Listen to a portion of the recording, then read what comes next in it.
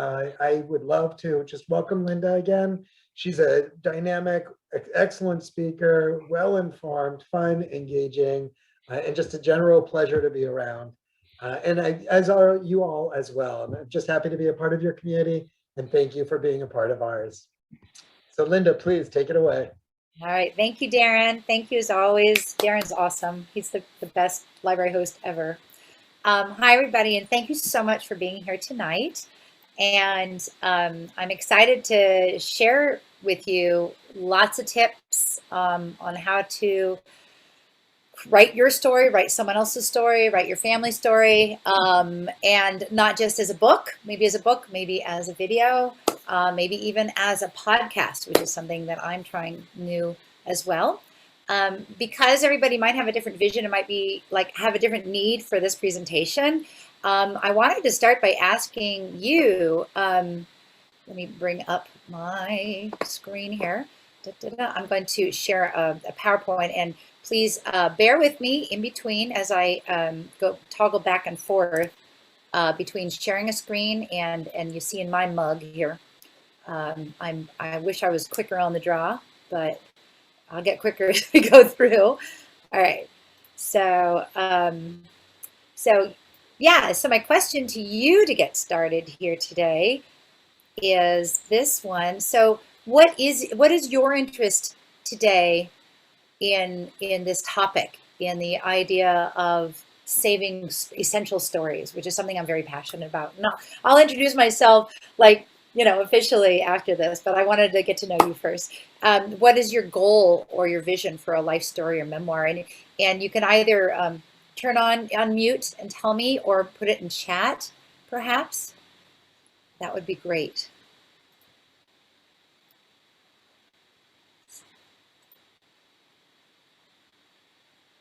So I'll give it a minute in case anybody wants to.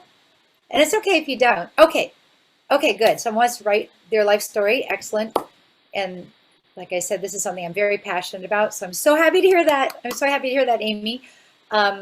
Coherent stories to pass on to my children. Ruth, that's excellent. Yes, we'll talk about story elements to make that, make them really readable. Yes, and stories that can be passed on to the next generation. Excellent. Oh, good. You're speaking my language. Anybody else? Yeah. Here's someone who says what to put in my memoir after, yes, 66 years. Like, what do you include? It's an entire life to reflect on and to write about. That's a great question. Oh, and good. And then Carrie, you're helping. That was Melinda. And then Carrie, you're going to help your husband capture his life and yours as well. Okay, good. So 2 people. All right, great. All right. Feel free, anybody else, if you want to just throw questions in there. If I don't see them immediately as I'm sharing screen and talking, I'll stop occasionally, and Darren can also bring my attention to them. So thank you. This is great. Okay, so I'm going to share my screen again so I can introduce myself a little bit, and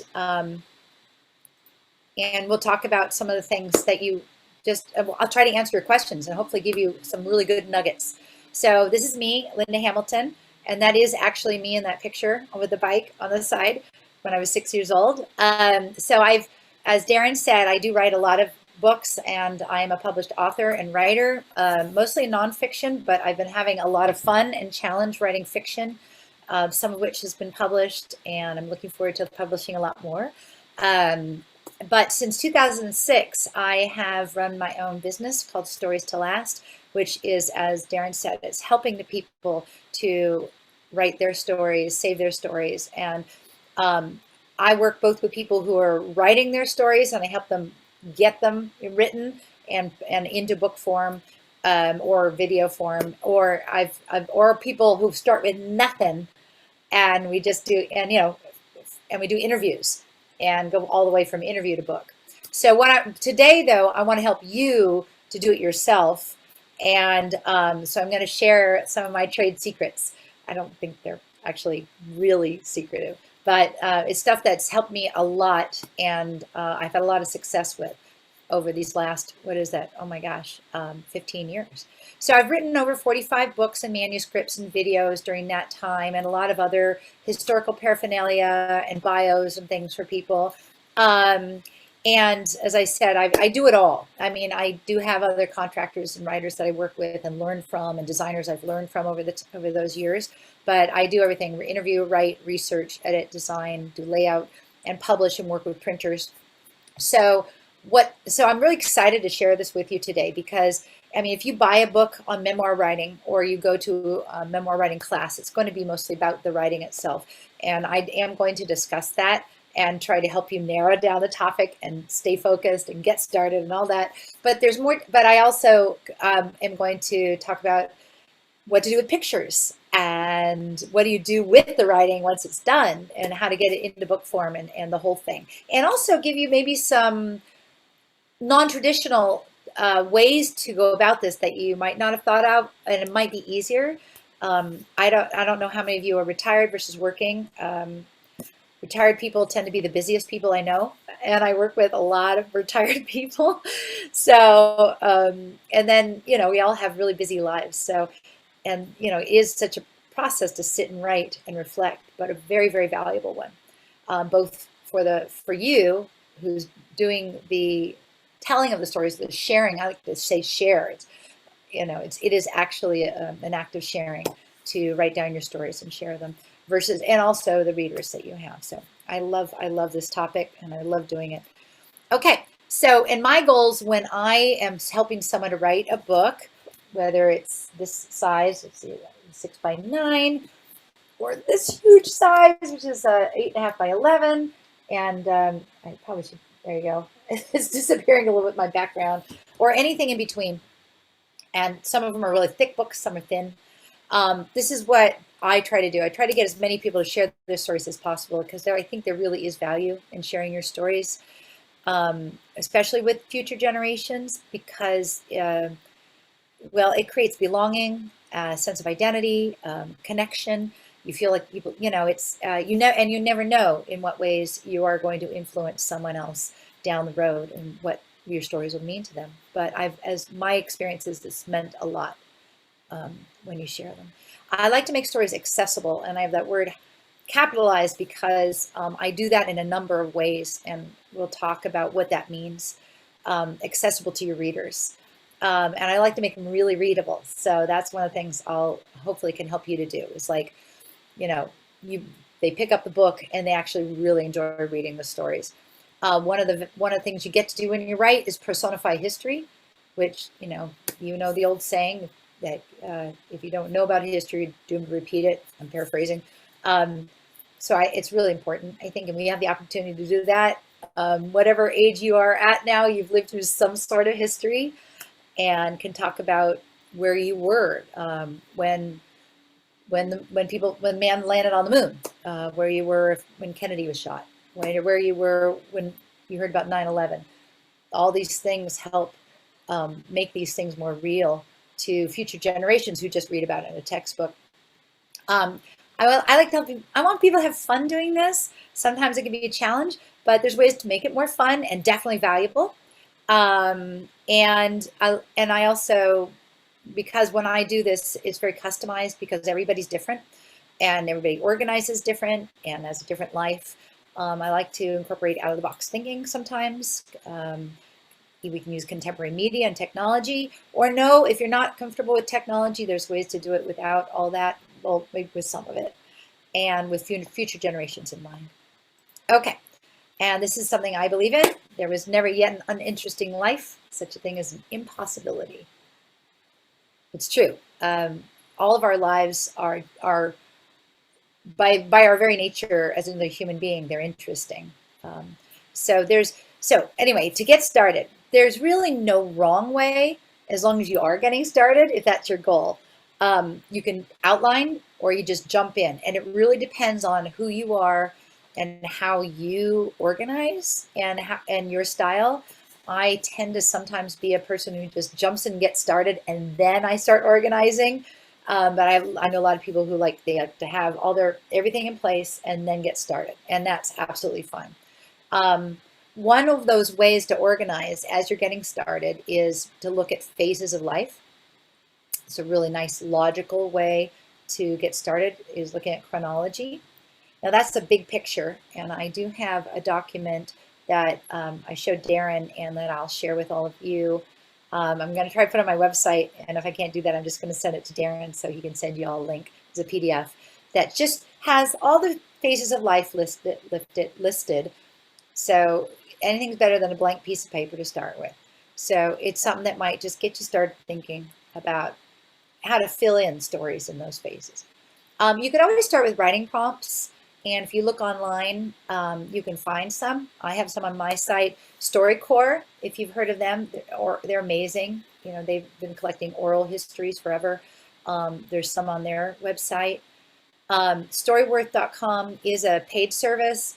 And I've actually worked with a client whose daughter or granddaughter gave her Storyworth for Christmas one time. And so I helped her. This is her book. See, it's nice and thin. And this one was specifically about travels. It wasn't an entire life because she's written several other books. But I helped her to edit the stories. But that's a pretty cool business. I wish I had thought of it. Where they would send you a question every week and you just write to that prompt. You don't have to. And they do it for the entire year. And then at the end, you can make that into a book. So that's one way if you just want to, you know, and you can also upload pictures to it as well. And then if you just do a Google search for writing prompts or memoir writing prompts, they'll be out there. And that sometimes is a nice way to get started. You could always take a memoir writing class, find a writing partner, a friend or a relative. And as you're getting started, you can write on the computer or on a yellow pad or in a journal, whatever works for you. Eventually, it's probably going to need to go on the computer because that's how we're going to get it into a digital form to get it into a book. But you can start anyway. All right. Here's some ideas, and I can't see my chat. So Darren, definitely interrupt me if anybody has a question or comment or about what I'm talking about here before I get into the nuts and bolts of the actual content. This is just stuff to get you started right now.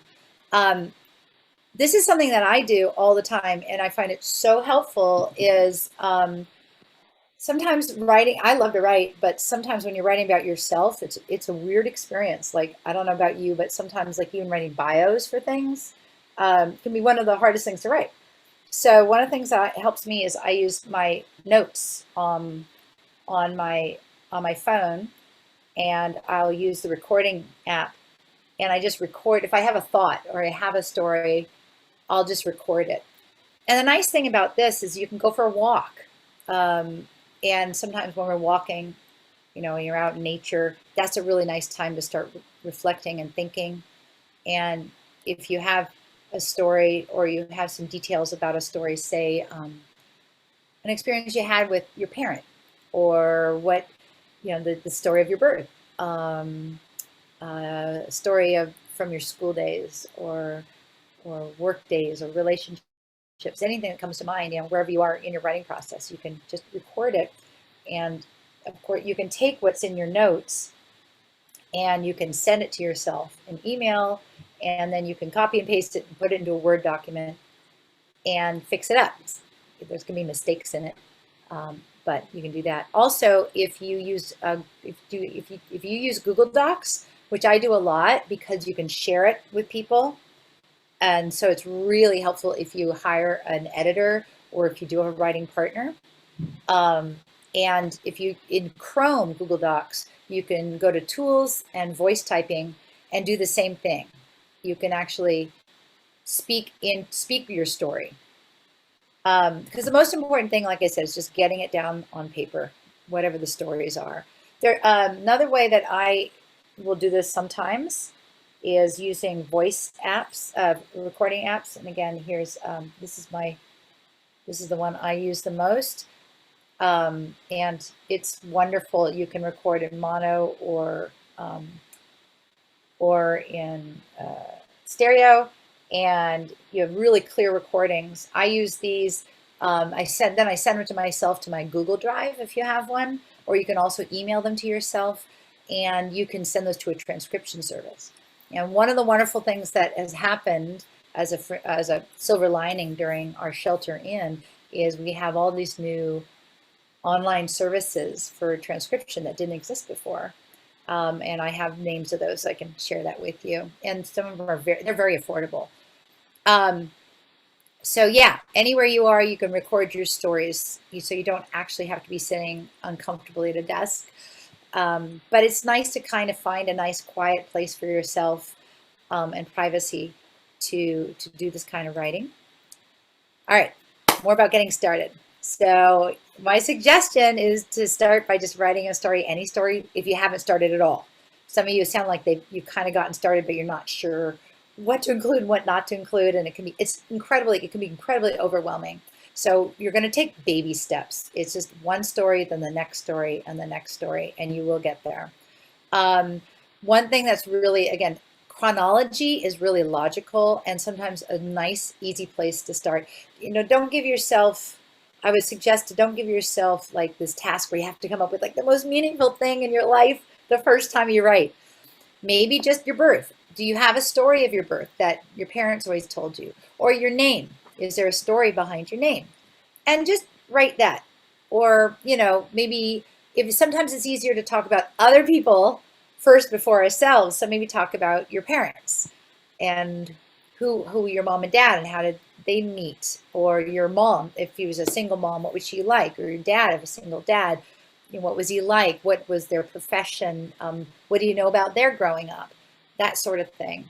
Then you can go to maybe find an iconic story, one that stands out for you. That's another thing. But kind of that story that always comes to mind.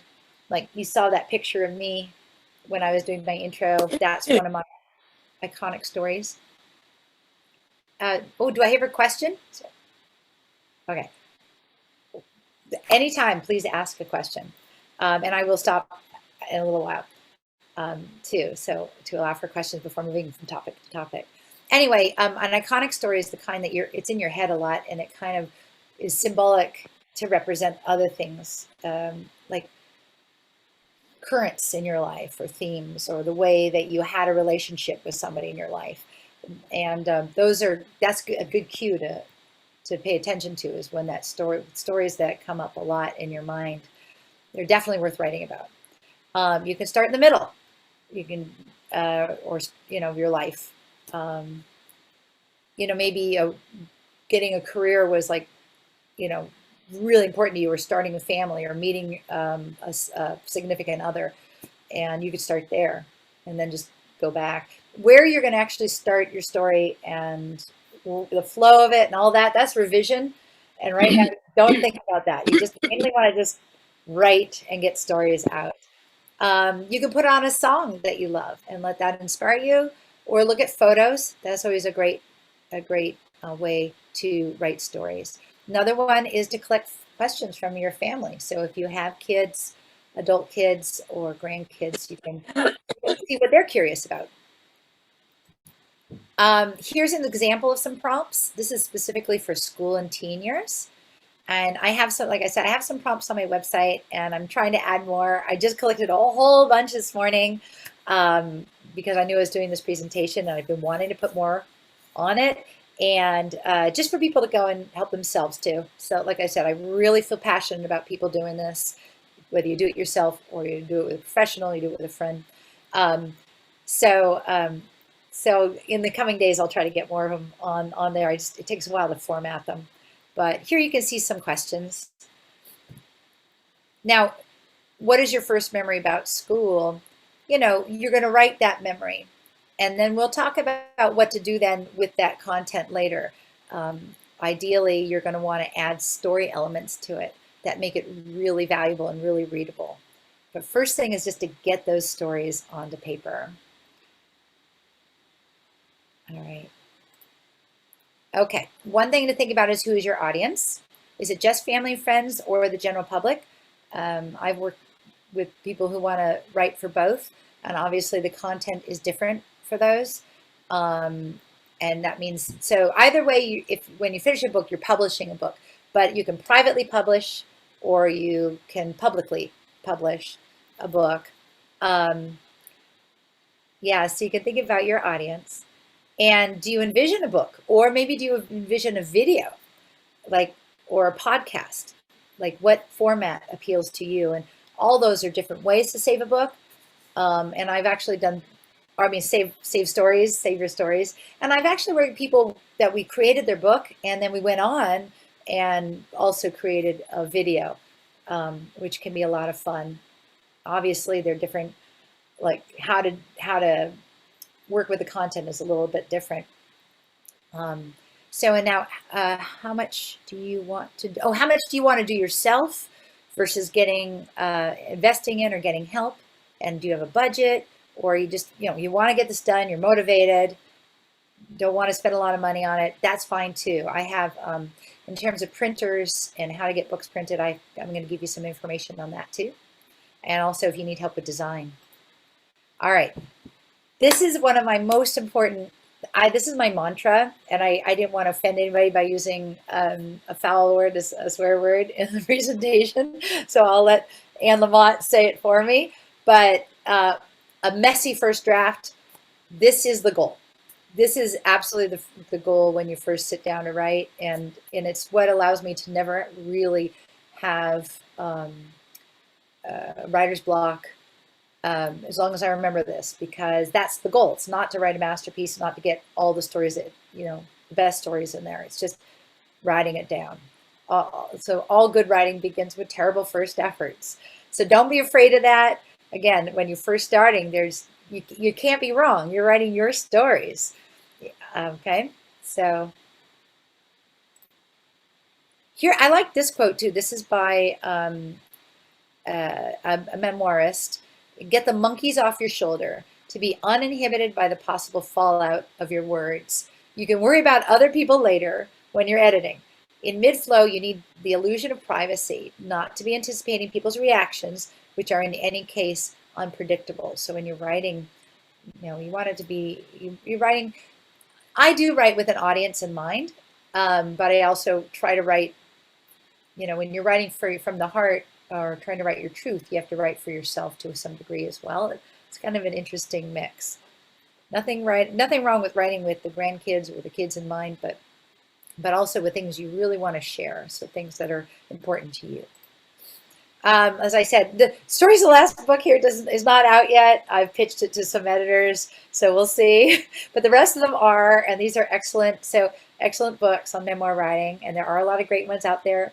You don't have to choose one or get one, but if there is one that speaks to you, it can be helpful. It depends again on how you learn and what helps you best to do this. I'm going to go ahead and before we get into like what content to include in stories like that, here's one of the ideas that you could consider to make sure you get this done, if it's really hard to write it, is to have someone interview you, or you can interview someone else if you want to help them with their story. And it can be really fun to do. And so that's when the recording app really comes in handy. So this is kind of my process when I do that, which is you prepare the phases of life outline, you prep with the narrator, the person who's going to be telling their story. And if it's you can still do this for yourself. And you kind of think about, just write down, like, in the phases of life outline, you write down maybe just notes in that you understand about different stories. When you got your bike, when you first broke a bone, when you met your best friend, when you moved for the third time, whatever it is, when you had that fight with your mom that just still rings in your head, whatever it is, you write down these headlines so kind of an idea of what you might want to talk about. And if you're interviewing someone else, it depends how organized they want to be beforehand, whether they write down stuff like this or they can just start with nothing and you interview them. If you're going to do this with a family member, say you are going to ask an adult daughter or son to help you, one thing that's probably important to remember is that as parents, we censor for our kids. We can't help ourselves. Or if you're going to interview your parent, an older parent, they do tend to censor. So the trick is maybe to talk about it, get them to relax. So you want to be ready to take notes. So you don't want to interrupt them. So if you have your clipboard or you have your notebook, you can quickly just write things down so you can get back to things. But let them flow. The process of a really good interview is managed, but is organic, and a lot of active listening. Make sure you test your recording app before you get started so you know it's working. I've only had that one happen once over 15 years, but it really sucked. Where I don't know what happened to the recording. I have a nice beverage. Make it like just a really comfortable place in your home on the couch. Put the recorder really close to someone because it's on the. I used to use professional recording equipment, but this is even better than the old recording equipment I used to use. And you can put it right in front of the person who's speaking. And again, if it's you, you can put it right in front of you. And it's easy to forget that you're being recorded when it's just your phone sitting on the table. And we always have our phone sitting in front of us these days. Chat a bit before you get started if you're doing this with another person. And then just try to keep your narrator focused, but again, allow for organic flow. If it goes in a different direction, that's okay. You can ask questions about that, and then at some point go back. And that you can ask deeper questions. And this is where we're going to get into content for what to include in your stories and your writing, and how to cover an entire life. If you're doing interviews, an hour and a half is usually a really good amount of time, an hour to an hour and a half. I've done 2-hour interviews. Some people have the longevity, but it gets pretty tiring after that because it's a lot of nostalgia, a lot of reflection, a lot of seeing it in your mind.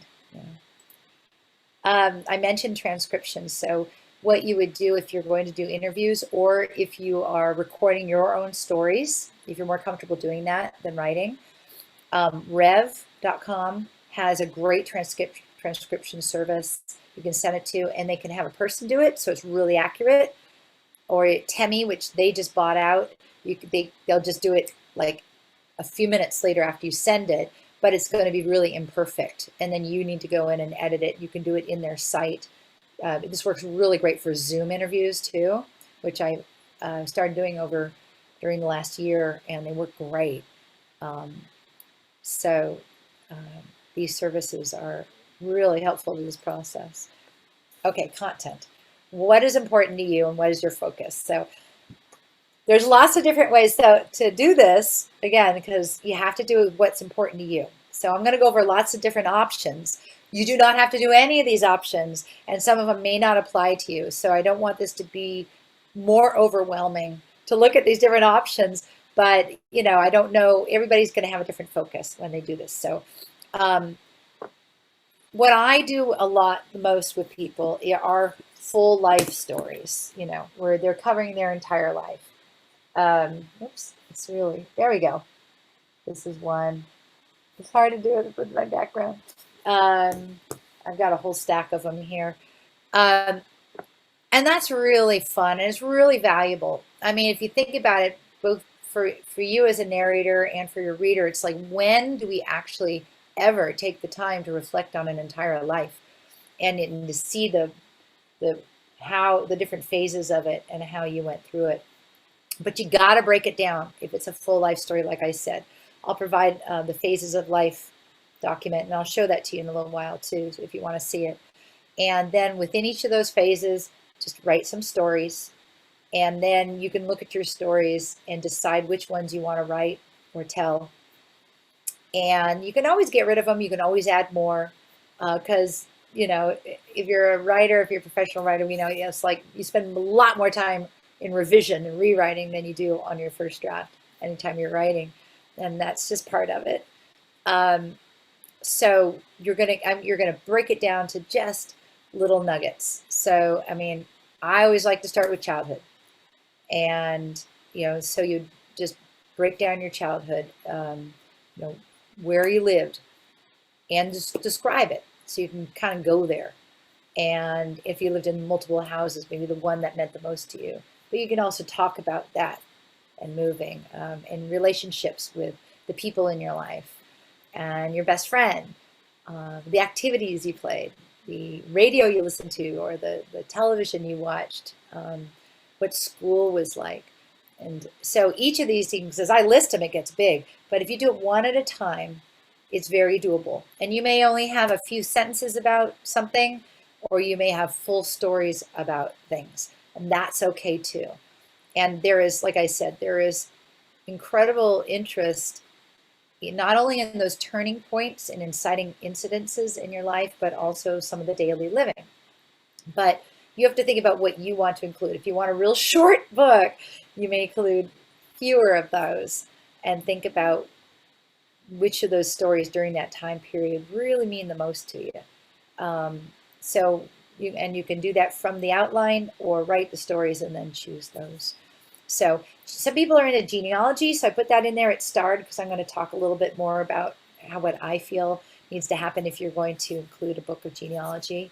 I'm about to work with a wonderful gal who's been doing a genealogy search for years, and I do a lot of research on Ancestry.com and newspapers.com and just on the internet, and it's really, really fun what you can uncover. But yeah, I think there's great ways to present it where it's just not a list of names and dates. You might want to have a thematic life. So when you read a professional memoir, that's what most of those people, that's what most memoirists have done, is they've chosen a theme for their life. And this is one way to do that, is to try to summarize your life in 2 or 3 sentences. Here's a couple examples. Loving mom who worked all the time, no dad, never really got over a lonely childhood. Finally sober, exhausting journey, many regrets. If you want to have a shorter one and a more thematic memoir, you could try an exercise like this and see if there's more of a theme of what you want to write. Again, if this is something where you're passing it on to your children, I would go for the full life story, but it still might be thematic. And you could also just write about one or several phases of your life. I tend to find when we do a full life story, like the childhood, you're growing up, if you're a parent, your parenthood years, those are all much longer, and especially childhood and your growing years, your young adult years. And then when you get to the older years, generally that's probably going to be shorter, unless your life changed suddenly and that's a really rich part of your life, and then that's, you definitely want to write about it. I also, people have written travel books too. It's just about that. So again, phases of your life are okay to write about. Okay, so with genealogy, what I was going to say about that is I would try to include not just a list, but also narrative and characters, and story elements, which I'm going to talk a lot about, which is how to present the stories that you're writing, which is in revision. It doesn't mean getting them on paper that way the first time unless you can. And so with genealogy, it's tricky. Like if you're just looking at census reports and maybe you're looking at marriage documents and draft notices and things like that, and photos. It's like, where do you get the narrative from that? It takes a little bit of reading between the lines. Obituaries are really great places to find some story elements. If you find a census that in 1915 for, say, someone, and then 1920, and all of a sudden there's somebody there that should be there that's not there, or that can then there might be a story there. That's happened recently when I was working with a couple people. One of them, I found out that their grandfather had left the family, and they never divorced, but he lived in another house. So, we knew it happened between 1915 and 1920 because in the census reports he had a different address in 1920. Then there was another with another client I worked with. I was looking for her father. I was looking at and finding out more about him and his Scottish background, and discovered that he had been married before he married her mother. And then she's like, "Oh, I think I heard about that." So we found out who she was married to and kind of pieced together what we think happened and why it was a very, very short marriage and there was divorce and things like that. So some of it is just implying, but that's something to do if you're looking at family history. And where to place family history in the book is totally up to you. Um, a lot of times I'll start with you, like your birth and your childhood, and then you go back into family history as you start talking about your parents, because that might be where it's more meaningful in the actual narrative. And you were talking about, again, what we include. So life-changing moments, but don't forget the picture of daily living. Sometimes, I mean, it can be fascinating. Historical events from your perspective, the people in your life who are important to you, important activities to you, lessons learned, and the challenging stuff. Not just the victories, I really recommend, because truth is really powerful. I will, and here's a couple things about truth. I mean, I thought the first one was funny. The greatest advantage of speaking the truth is that you don't have to remember what you said. But Oprah also says speaking your truth is one of the most valuable tools that we all have.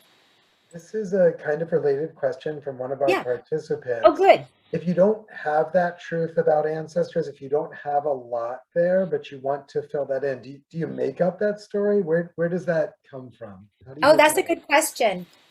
You can only, I mean, really, you can only include what you can include. However, there's other ways to get that story. So you may know only about your parents and whatever they told you. Um, Now, Ancestry.com is it's a subscription, and it's not cheap. If you know you want to do that kind of research, it might be worthwhile paying for a 6-month subscription and then just looking up names. And I also dropped a link in the chat. We do have Ancestry Library Edition, which is slightly different from the full edition, but it is free with your San Mateo County Library card. So Oh, I did drop that good. information there. Yep. Oh, good. Yeah. And so, yeah, so that's one way. Also, this is something that happens if you've ever done those DNA tests, is that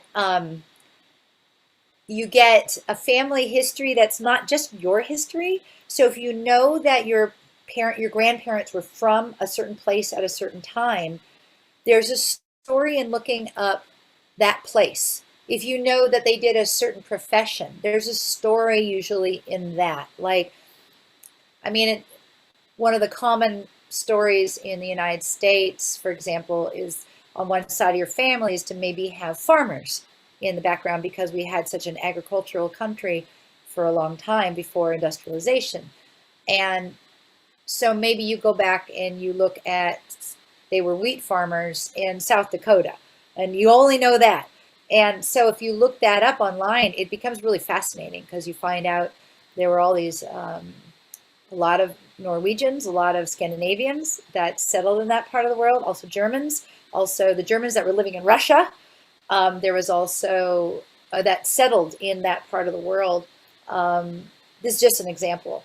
And also, if you just do a little research online, we find out that it was it Lincoln, President Lincoln, or around that time, offered large parcels of land for like $169 if you harvested the land, because they were encouraging, people, the manifest destiny, to expand, so to claim the land.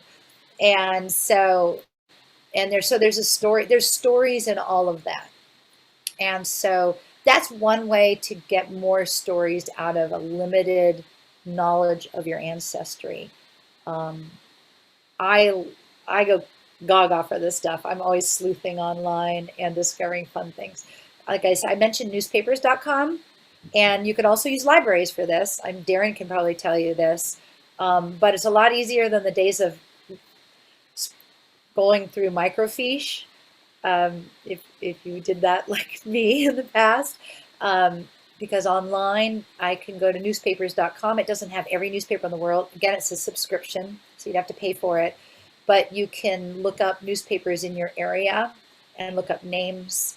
And, you know, in the 1950s, 1940s, 1930s, if you lived in even a city like Oakland, where I live, or the city of San Mateo,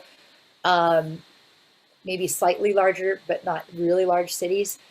I mean, people were in the paper all the time for going to a garden party or having a meeting, you know, or if they're in the Rotary Club. And so you can find a little bit more of the life of ancestors in older newspapers. So that's another thing. Let me go ahead and share screen again, and I'll just get a little bit farther, and then I want to stop and see if I can answer some more questions before continuing. Oh yeah, let me go on to this. So I put this picture in here. Are you seeing the PowerPoint again? Darren, does it look good? That's great, thank you. Okay, great. Thank you. So you see here, these are a couple portraits from the 16th century. And I included these because I do want to encourage you to try to do the deeper reflection in your writing, which means like after you write about, say, let's see, what's something you write about. Maybe you write about, so yeah, maybe about a relationship with your mom or something that happened. So as a child, like something that she said to you that didn't sit right or something like that. And you just tell the story, or you had that, or you did something really daring and you did sprain, you know, your ankle. Like first time I ever tried a skateboard, I sprained my ankle.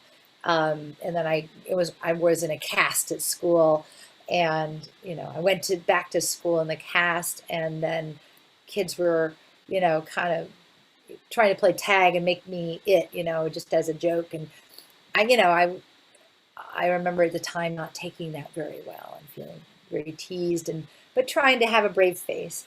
And so, you know, you can go deeper with reflection on those, and what that truth was to you and what it still means today. But it's actually okay to do a little 16th century painting if that's what you want to do too. This is your book. And so I will admit, like I've done some for clients where it's, you know, they include challenges, they included things that went wrong. This is a great book from a client. But, you know, didn't go into every single truth or challenge, because they also kind of wanted to remain a hero in their kids' eyes. And that's okay. It's like what the book means to you.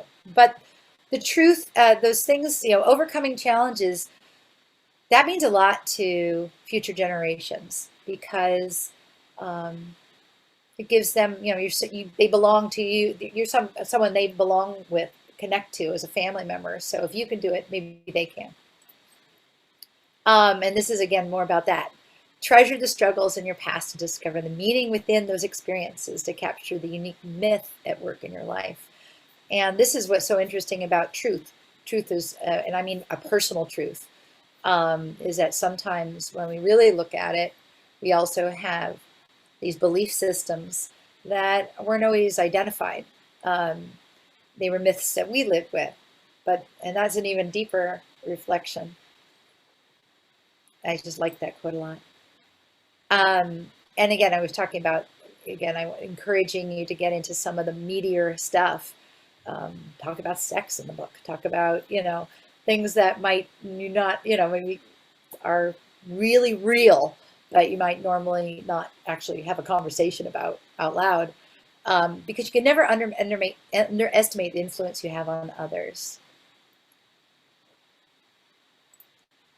Oh, and when we're talking about truth, and, you know, if you have your personal truth by being a human being, it's going to be a universal truth. I always include a disclaimer at the beginning of every book. I think that's real important. And I will talk about later on about what not to include in a book. But I think this is real important, that the book reflects the opinions, perceptions, and memories of you. And the stories that are expressed within the pages are matters of personal opinion, not necessarily fact, and are no way intended to be hurtful to any individual or group. I always put this at the beginning of every book in the on the copyright page. All right, so before I move on, let's see, what do I have here coming up? Oh, we're getting into story elements. So after this slide, I want to see if there's some questions I can answer before we get into actual content. So the process for the narrator can be really therapeutic. I've done a lot of presentations on why it's really good for you. It's really good for the brain, and all our lots of recent scientific data has shown how reflection and remembering and sharing your story and having a story shared with you, it's like it actually, you know, it triggers, it excites parts of the brain, and it's really good for us. And good, it creates empathy, and it's good for memory, lots of different things. So it's definitely worth it. All right. So before I get into actual story elements, is there, can I answer any more questions about, see, I'm gonna, I did have a question, just the one for you so far, but it was a okay. person who's going to create a list of topics and give it to the grandkids to interview the husband, and then use that to pull together for highlights. Do you have any suggestions on how to pull this off? Yeah. Oh, this is great. And have the grandkids actually interview. Yeah, I have, let me get out of the book. I did this with a grandchild, someone, she interviewed her great great grandparent. Oh, see this background. We were talking about this, Darren. It's like it's hard to share, but I'm trying to. It's so funny. It really wants to grab those faces. Oh, there you go. It You've got does. it. I can turn off my background, That's it. although I mean my background's not pretty right now where I am. Anyway, this was that kind of book. And this one we actually left in interview form too, so you can see who's doing the interviewing, and so if you're having, but we put it in order and edited it up. So maybe I'll just turn off my background for a second. Hold on a second. Oops. There we go. Oh dear. So there it is. It's dark behind me now, but you can see here we have, so I have, there's pictures in here, and you see her voice, and then the, her great grandfather who she was interviewing.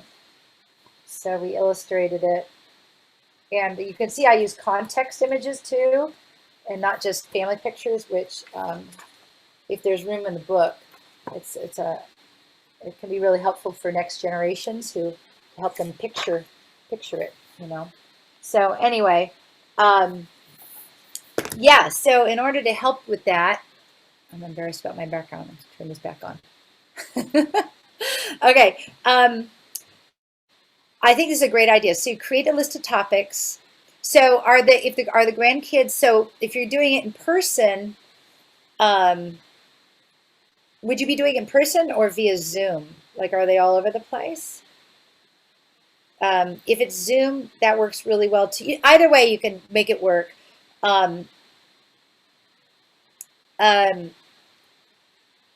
then just, yeah, you'd put all, so how you would put together, you're going to have all these different interviews. So that's going to be mostly organizing. Yeah. Oh, they're all over the place. Okay. So, just like we're doing now, you can record Zoom interviews. And I highly recommend doing it with a visual, because you can see facial expressions.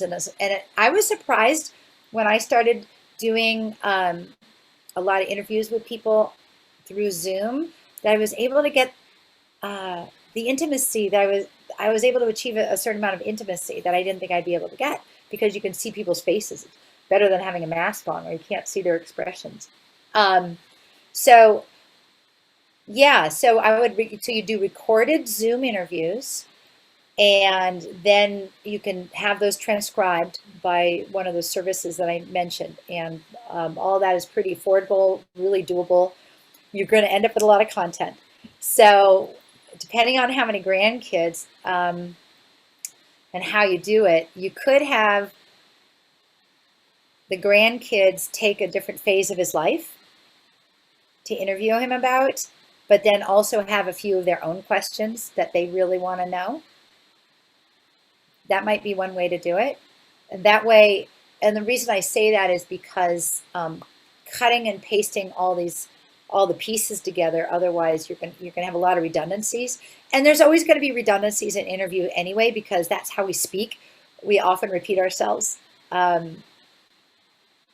you'll need to edit. So it'll be mostly editing it all together. That's going to be the challenge. But if you, the more you can do to have each grandkid take maybe a phase of their life or some, just the certain questions and ask, probably the better off you are to be able to put it together. I think that's a great idea. And it's going to be, and it could be a really, really cool book. And it's a nice way to include the whole family in the process and get everybody excited about it too. Yeah, I love it. And you could do it by chapter, and at the beginning of each chapter, maybe identify who's doing the interviewing, and then with the topics following that. Now, depending on the interviews, one of the decisions you'll need to make, and it's hard to make it before you actually have the content, is whether you're going to take out the voice altogether, just introduce it as this is the person who covered this part of his life, and take out that other voice altogether and make it a narrative, or if you keep it in the interview form. You have to decide on that. And it does flow better when you don't have the interviewer as a narrative, but then again, it's charming to see the back and forth as well. But it's probably more readable if you take out the interviewer and just make it straight narrative. One of the things you'll do is you go back and revise, and that's when you'll probably step in and ask your husband more questions about the things that he's been interviewed about. And that's what I'm going to get to next, is how to deepen how to make your stories really readable after you have them. So phases of life, for everybody else, phases of your life, one story at a time, so you're not overwhelmed. Give yourself little milestones. So maybe you just want to get that one more story and that one more story, and all of a sudden you'll have an entire, oh my God, I finished my childhood. I can move on, and you'll get there. So I hope that helped, Carrie. And so let me know if there's more I can answer about that, and everybody else too. Any more questions? I'm going to now talk about what to do with your actual content that you have.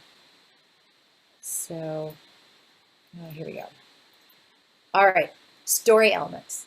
So you've successfully gotten your stories written down, whether there's a lot or a little. And either one, like I said, can create a beautiful book, whether it's short or long.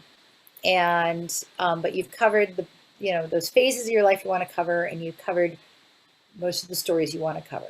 So now you're going to go back and revise them. This is where we probably spend more of our time. And again, this is optional, but I recommend it if you can do it, if you have the patience to do it. And again, you can work with a partner, you can hire an editor if you don't want to do it yourself, or just leave it raw and get into a book if it's not going to happen. Just whatever works for you to get it into their hands. It does not have to be perfect. Perfect is overrated, but especially because it may never get shared otherwise, right?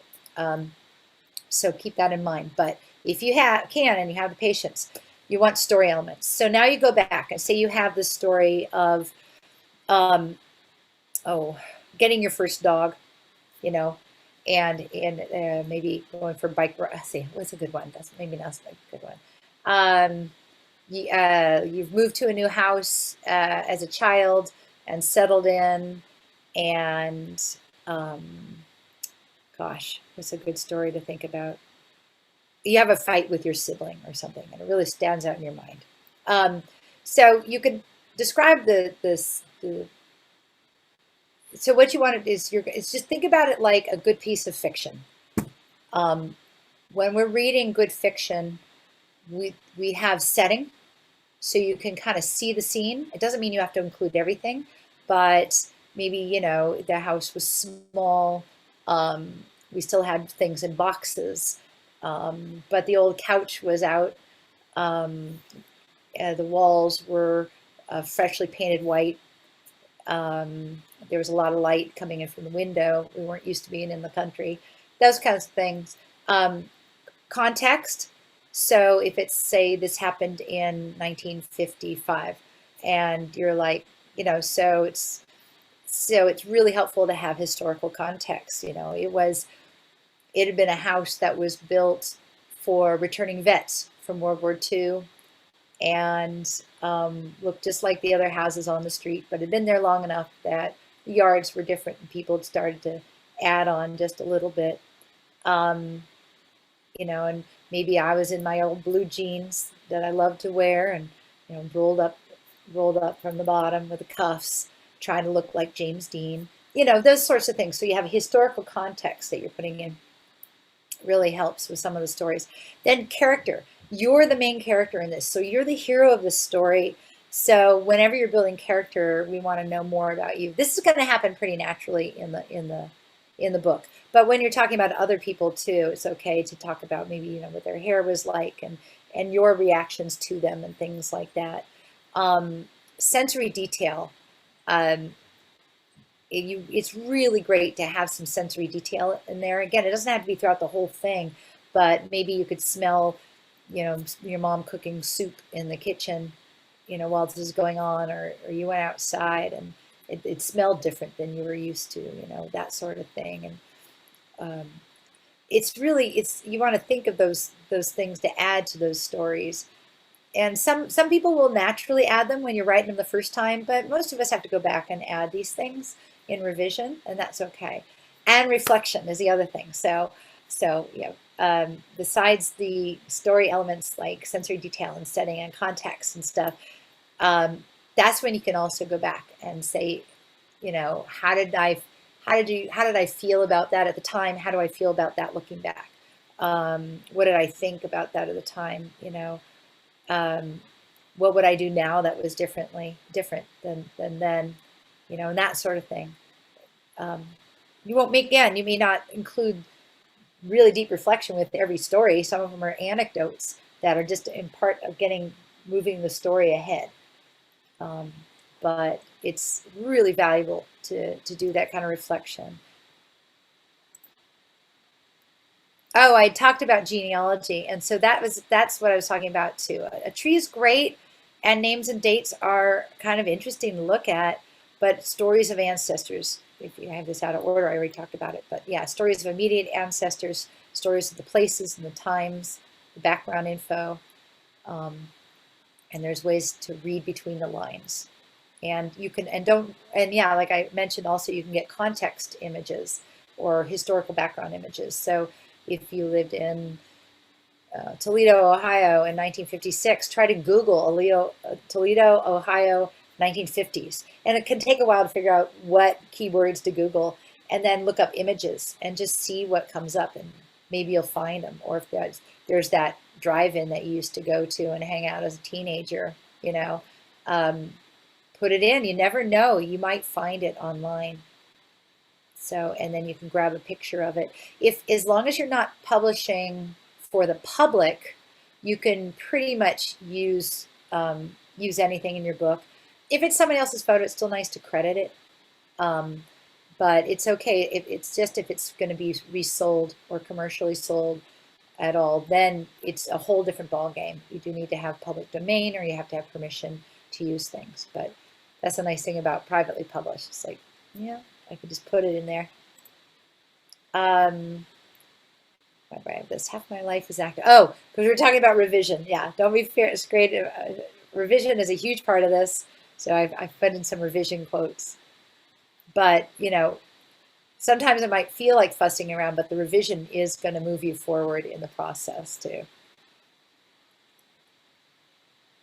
And, part of this process for us as writers is we learn about ourselves doing this stuff. Okay, so some other things to think about in revision too is when you're going back and you're looking at the language, you want to be careful not to use too much passive. You want to use more active verbs. So instead of, it happened to me, well, some things do happen to you. So but you want to try to make it active whenever possible. You know, I ran to get my brother, you know, use those active verbs and things. First versus third person, I thought I would bring up. Most of the time, I recommend first person. You know, this is about you. But if you're writing about a family or two different people, third person is an interesting way to do it, where you can write about yourselves in third person. You know, she did, she said, and he said.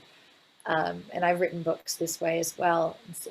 And I have one client I'm working with too, who some of the stuff in his childhood, he really wanted to share it with his grandkids, but it was so painful for him to think back on. I mean, he had put it in a box and put it away, that the only way he could get it out was to use a fictitious name and write in the third person.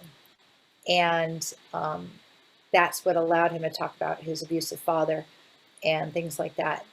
And it made for a really powerful book. He was able to actually get that stuff out, and you know, made it pretty emotional. He just couldn't do it in first person. It was just too close to home. I thought it was very brave of him. I'm a big believer in authentic voice. So if there's a certain way that you speak, it's okay to put that on paper. You probably want to get rid of the ums and the ahs and things like that. But and this is true for if you're interviewing a husband or a parent or putting other people's voices in there. You know, if there's a turn of phrase that someone uses, put that in there. I mean, think again about fiction versus nonfiction. This is, even though this is nonfiction, you want to use a lot of those elements of fiction that make things really readable. And when we talk about character, one of the things that makes a character really readable is they have a voice. They have a specific voice. So, you know, don't be afraid to write the way you talk, and in your syntax, you know, and some of those turns of phrases that you might use and that your family's used to you using. You're going to be looking for clarity a lot when you go back and revise. And sometimes it's helpful to have an outside reader for that. But most of the time, I think you'll be able to see, it's like, oh, I get that, but will somebody else get that? Do I need to fill in a date? Do I need dates and names actually are really helpful.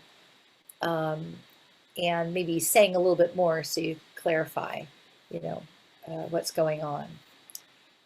Deeper reflection I already talked about. You want to edit, to remove, mostly when you're editing, one of the main things you'll probably do is remove redundancies, as well as add stories and story elements that you want to have. And then there's proofreading, which it's interesting. Paper piles are my nemesis. And so I've always kept a journal, and I do a lot of journal writing, but these days I tend to do a lot of it online. But it's really interesting, even in this day and age, a lot of even editors and writers, when they're really proofreading, they'll print out the book, because you see things. Your eyes will fill in some of the errors that aren't caught by, you know, word autocorrect. And sometimes you can see them better when they're in writing. And for sure, when the book is in actual layout for a book, then your eyes see it differently. Again, it's an interesting experience.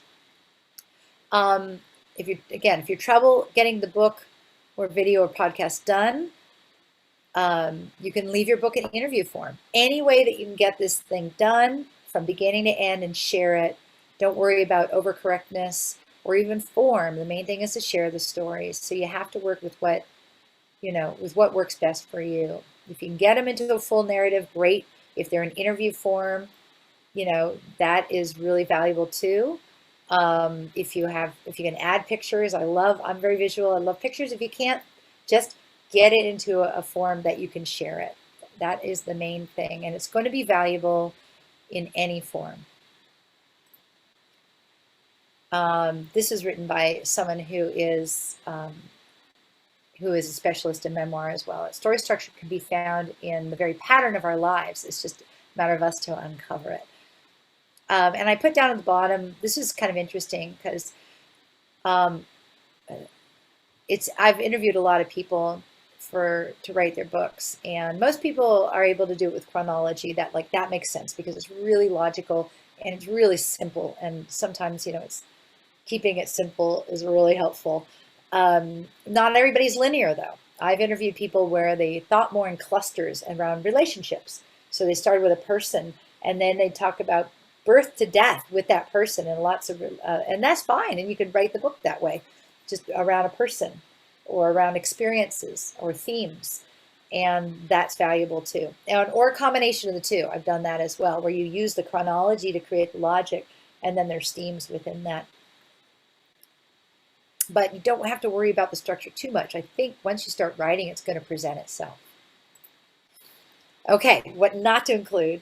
So this might be very obvious to some of you, but talking negatively about living people or judgments about living people or telling their stories will get you in trouble. And it's so definitely something to not include in the book. I had one client who actually wrote something.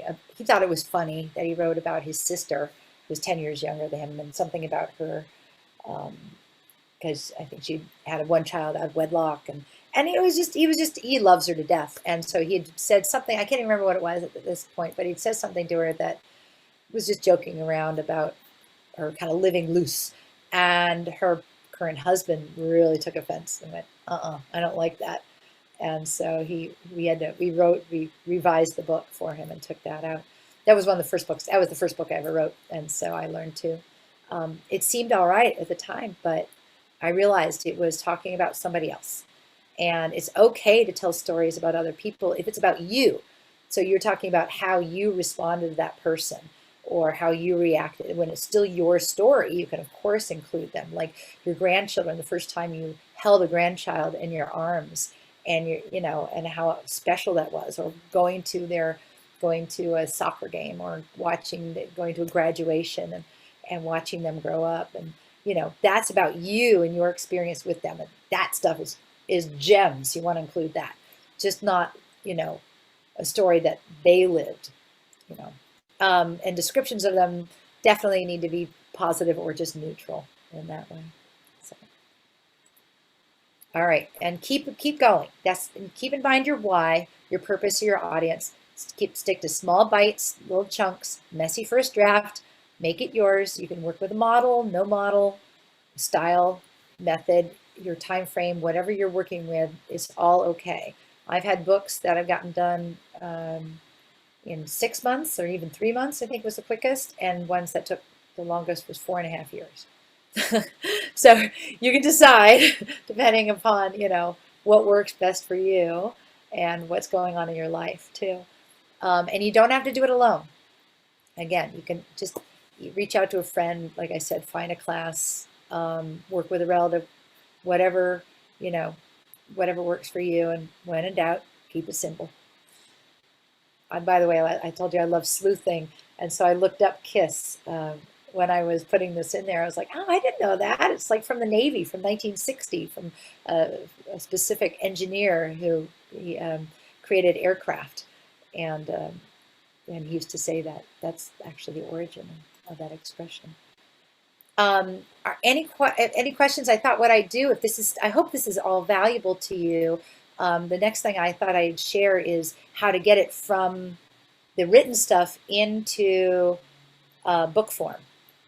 So let's see, are there any questions so far or anything that, I hope this is helpful. We did have just a couple of people asking about, you had mentioned the recording apps on the phones. Yeah. Are there specific recording apps that you recommend, or? Yeah, I'll send the names of those to you so you can share them. Let me go. My favorite one is just called Voice Record. It's Voice Record. I know it sounds so simple, but you can find it in the App Store. No, I'm gonna have to turn off my background. I'll share it in the chat. It's okay. Okay, yeah, Voice Record, and it's absolutely free, and it works so well, and I love it. And like I said, when you're in it, you can share it. You can then as soon as you're done recording, you'd stop it, and you could send it to a Google Drive. You can email it to yourself.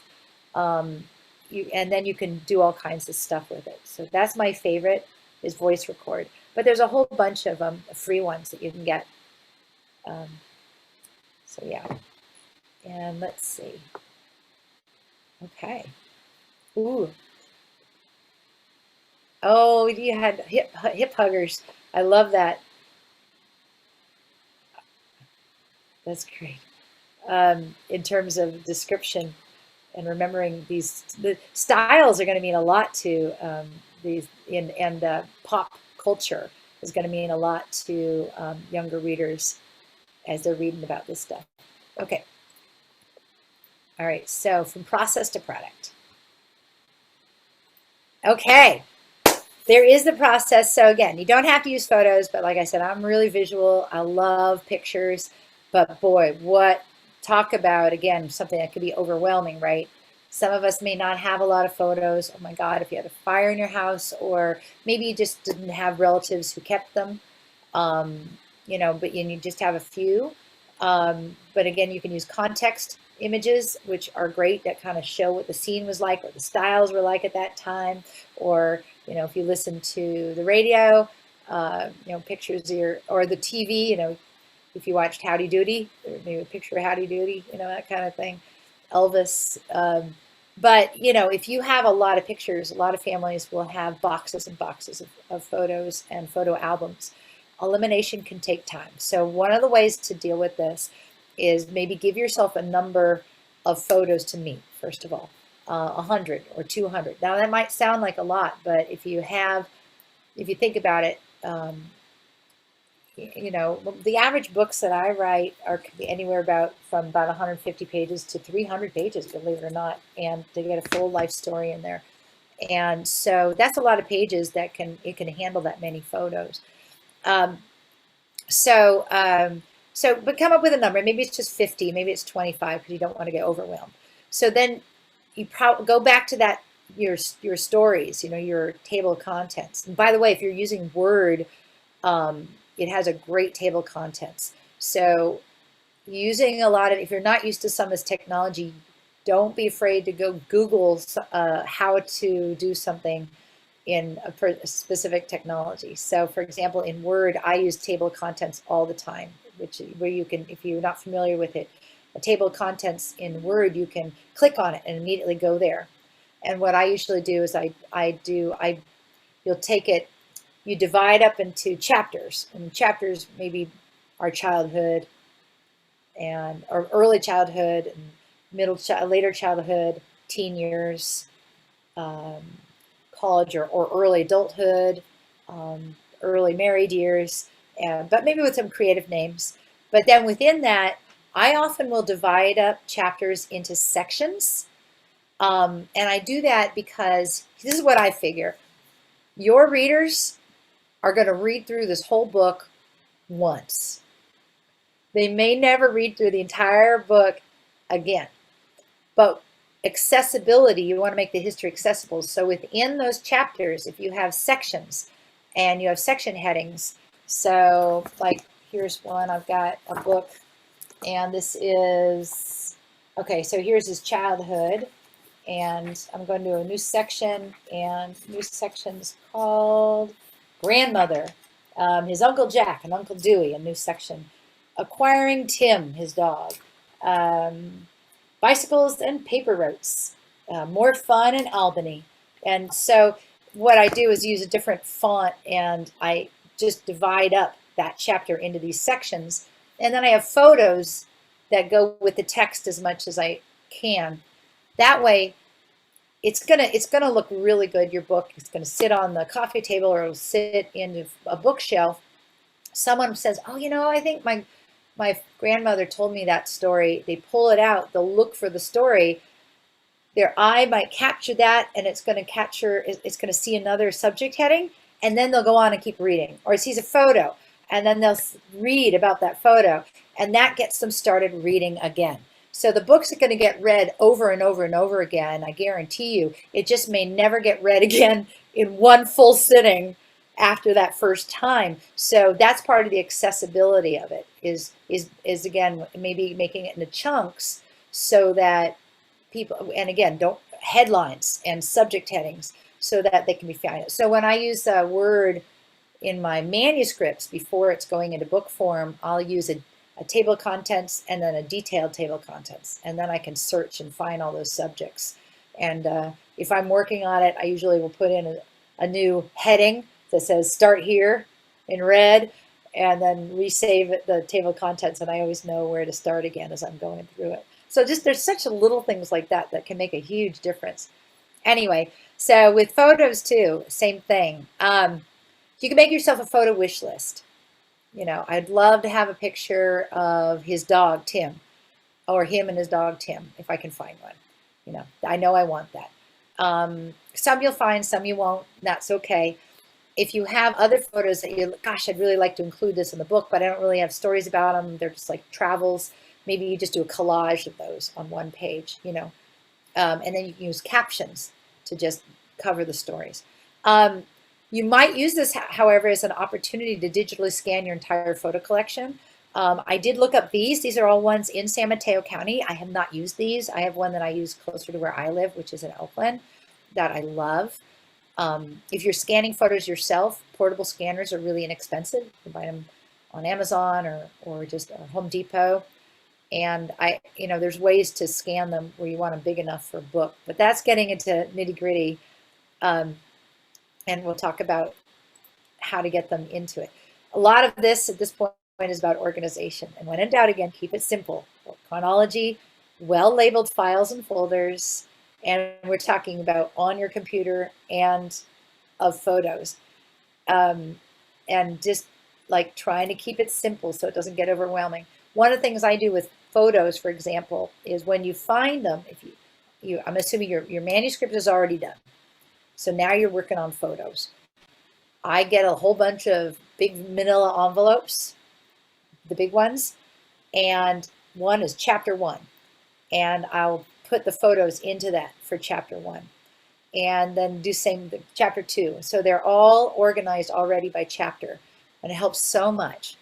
And then when you send them to, if you're going to get them digitally scanned by a professional, you just give them to them in those envelopes. So then when they send them to you in digital form, you'll get them in those same folders, but digitally. And that really, really helps. And in terms of handling images, one of my best tools in this is Post-it notes. And it's really, really helpful, especially with photos, because you can write your captions on them on the back so you remember them if you need to. Be careful if you're writing on the back of the photo because the ink can smear.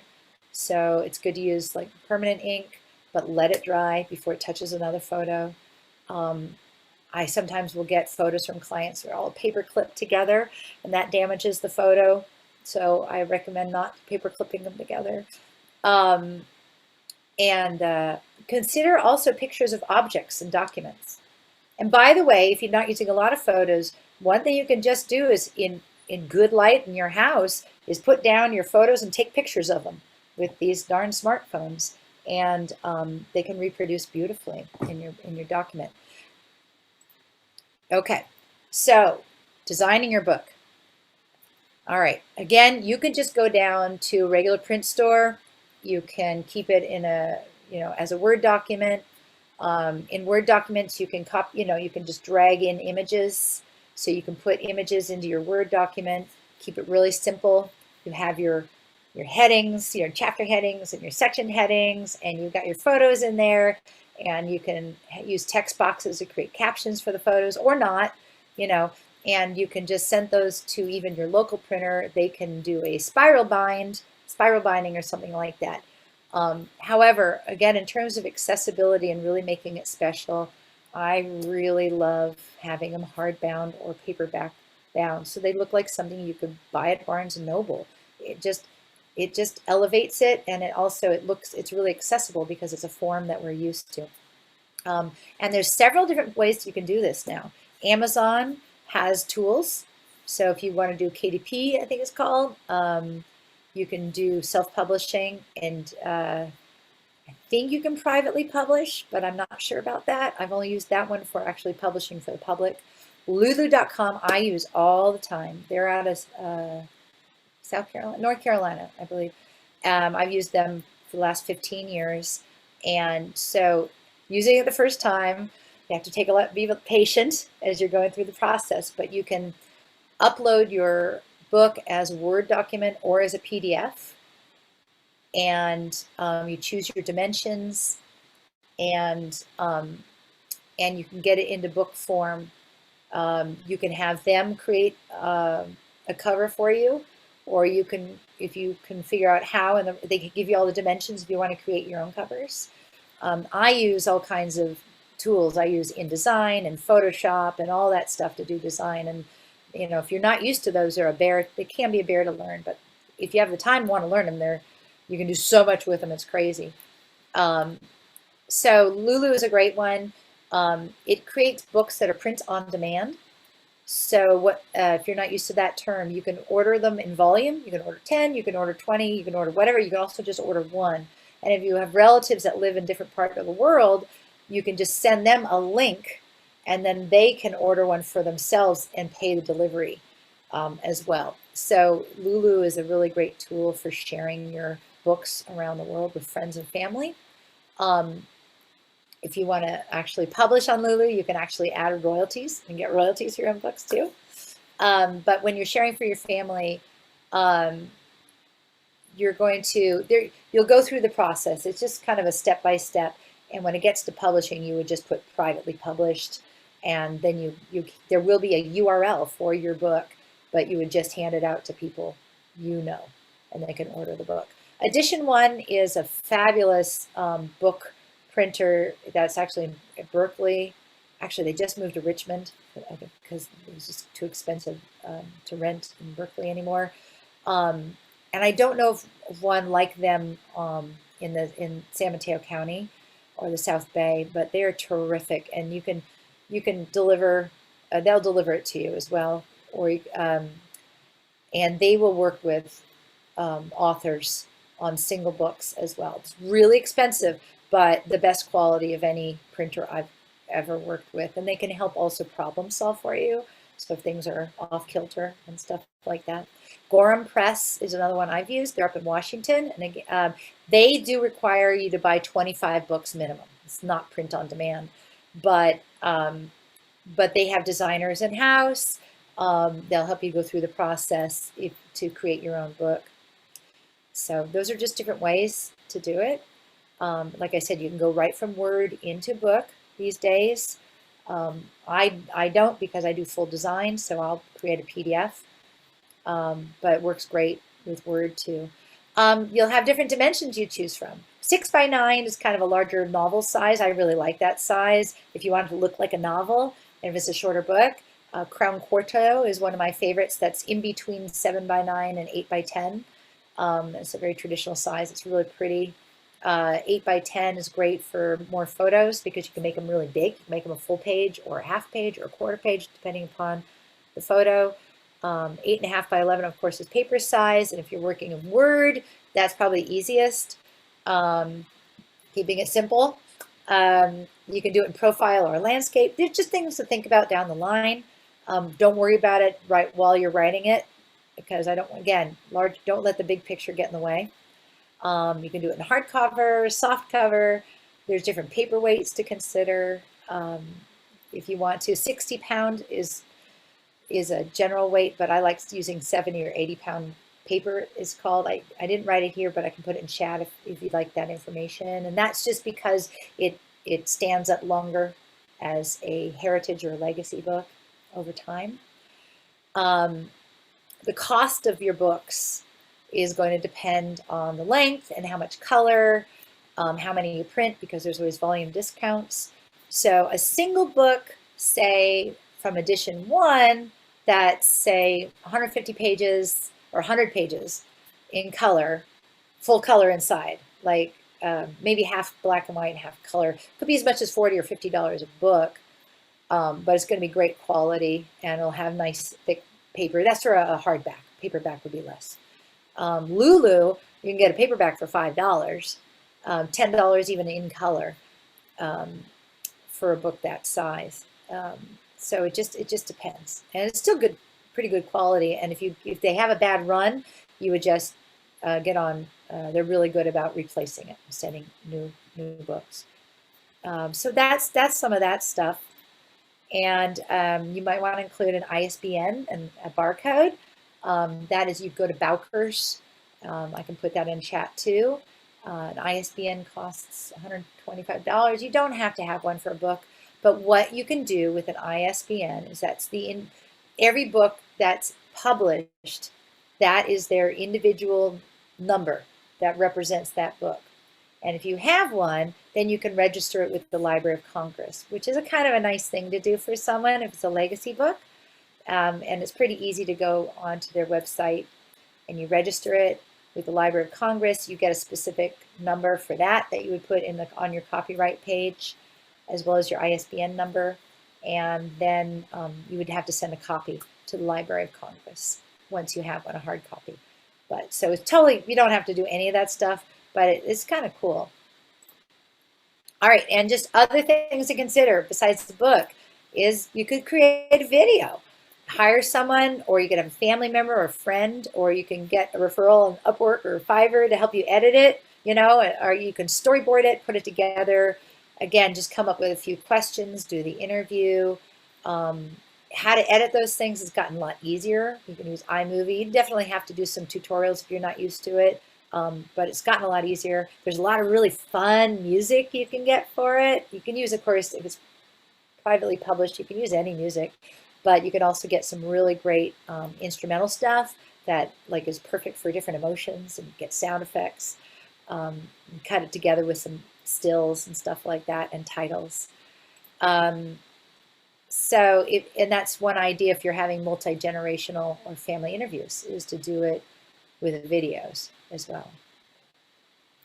I just interviewed a family of 5 the other day, and they wanted to see how it would go to interview all of them at once. And it was a really good interview. That doesn't always work. Sometimes I've interviewed couples, a husband and wife, and most of the time it doesn't work because you can have the same experience as 20 different people, but you'll have your experience and your version of that.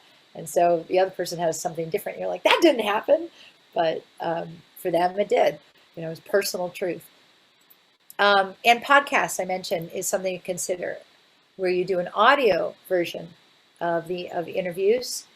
And there's actually, I couldn't find it just before this. There's a company I found recently where you can go to, you give them your audio files and just download them, and they'll help you turn it into a podcast. They'll do the editing for you, and that's pretty fun. And I don't think it was that expensive. So that's just another, I'll see if I can find that and send it to Darren. But you can just Google it too and find, companies that'll make podcasts for you if you're interested in just a different form. So that's the whole shebang. So I would love to answer any more questions, or we can call it a night, depending on what you all want.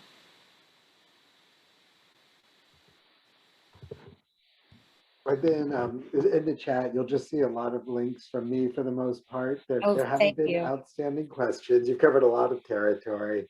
I But did. I've really tried to share links with everything that you shared with us, the different printers, some library resources to support scanning and other things.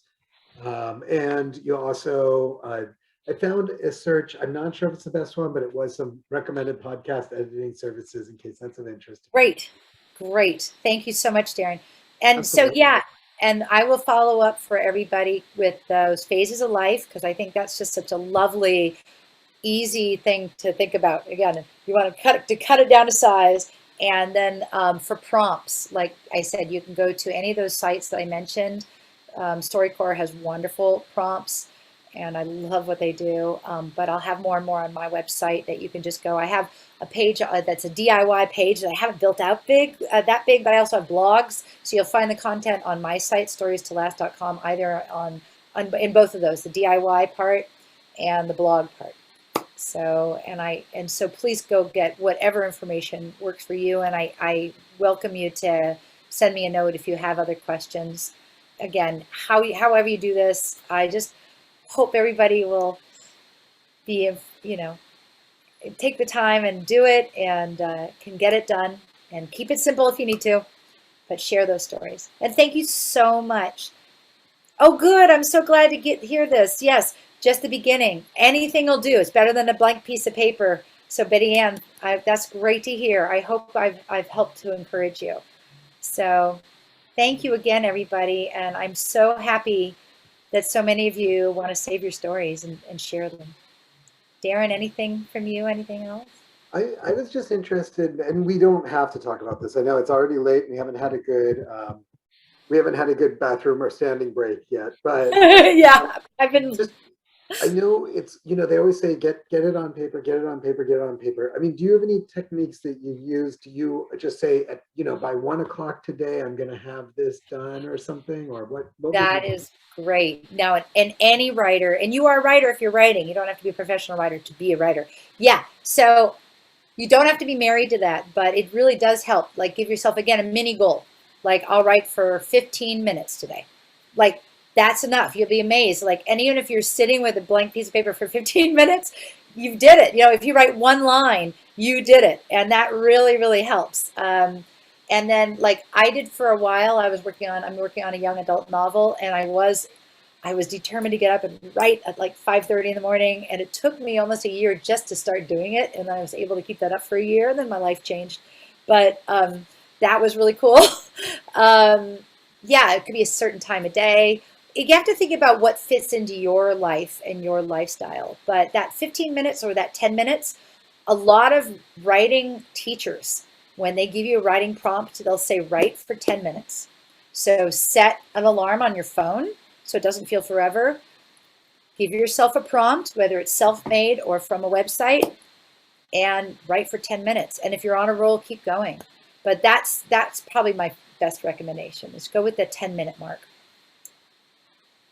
So good question. Really good question, Darren. But definitely what works for you is the best. So Jean, have a great rest of your evening. Thank you so much. Amy, I'm so glad. I hope that was good information for you. And Carrie, I'm very excited about the project you're going to be doing with the family. And C and Karen, awesome, awesome. So, and thank you. That was a lot of talking by me, so I hope it was really helpful. But yeah, I'm happy to follow up with anybody with more questions.